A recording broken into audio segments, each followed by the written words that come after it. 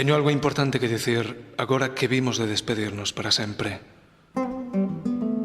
Quérote. Crávame as unllas, pero has de saber que tamén fun sinceiro as outras 1000 veces.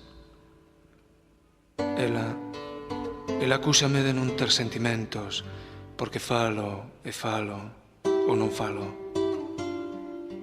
Pois vais a comer todas as unllas, as súas altivas unllas escarlata. Pero ireime. Díxenllo e riuse indiferente. Pero ireime ou non irei. Chegarei a unha desas cidades non tan grandes como unha cidade onde se para o tren e xa non hai máis tren, con monxas que se sentan nun barril de cervexa na estación e miles de corvos que esperan con sorna al rei ou unha cámara de cine.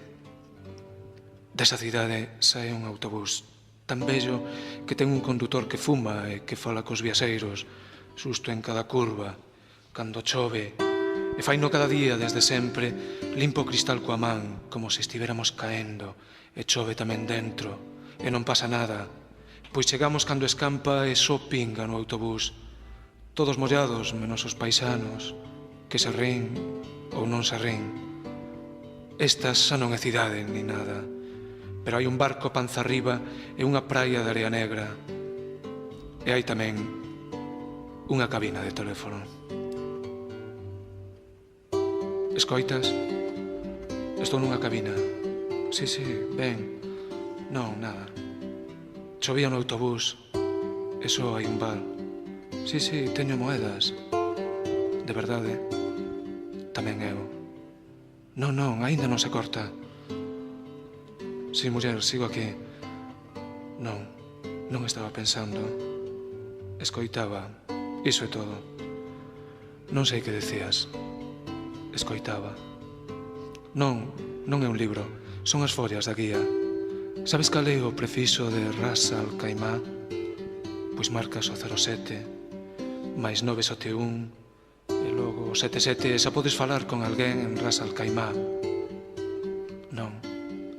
Non é que non te escoite. Escoito. Só quero escoitarte. Pero non me preguntes o que dis. Non podo facer dúas cousas ao mesmo tempo. Entender e pensar en ti. Que fácil é falar con calquera lado. Non cortes, por favor. Se colgas, chamarei a Ras Al Khaimah ou a calquera lado. Mentras ti falas, non teño frío. El era forte e feble como un marine yanqui. Ela, frágil e invencible como unha guerrilleira do Vietcong.